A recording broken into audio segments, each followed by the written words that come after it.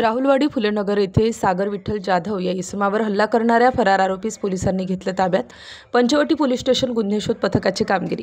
राहुलवाडी पंचवटी नाशिक येथे ओट्यावर बसलेला इसम नामे सागर विठ्ठल जाधव वय 35 वर्ष यास जीवे ठार मारण्याच्या उद्देशाने इसम नामे विकी उत्तम वाघ व विकास उर्फ विकी विनोद वाघ व इतर साथीदार यांनी पूर्व वैमनस्य व वर्चस्व वादातून अग्निशस्त्रद्वार गोळी झाडली। सदरची गोळी त्याच्या डाव्या डोळ्याच्या खाली लागून गंभीर जखमी करून पळून गेले होते। सदर संशयिताविरुद्ध योगेश माधव वाघमारे यांच्या तक्रारीवरून पंचवटी पोलीस ठाणे येथे गुन्हा दाखल केला आहे।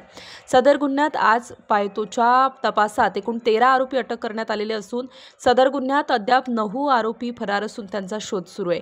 पंचवटी पोलीस ठाण्याचे वरिष्ठ पोलीस निरीक्षक श्री गजेंद्र आर पाटील यांच्या मार्गदर्शनाखाली गुन्ह्यातील संशयित आरोपितांचा शोध घेण्याकरिता पंचवटी पोलीस स्टेशन येथील गुन्हे शोध पथकाचे अधिकारी अंमलदार यांनी गुन्ह्यातील कटातील पाहिजे आरोपी हा मखमलाबाद येथे येणार असल्याबाबत पोलीस शिपाई नितीन पवार यांना गुप्त बातमीदारामार्फत माहिती मिळाल्याने सदर परिसरात पथकामार्फत सापळा लावून संशयितास ताब्यात घेतलं। त्याचे नाव दीपक सुनील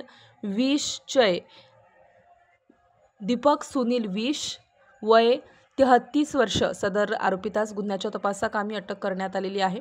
सदरची उल्लेखनीय कामगिरी गुन्हे शोध पथकाचे सहाय्यक पोलीस निरीक्षक सतीश शिरसाट व अंमलदार पोलीस हवालदार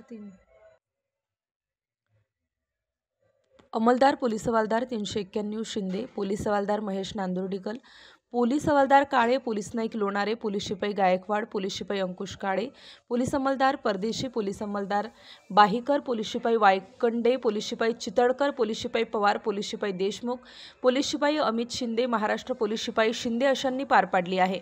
स्टार न्यूजसाठी मोहसिन पठाण, नाशिक।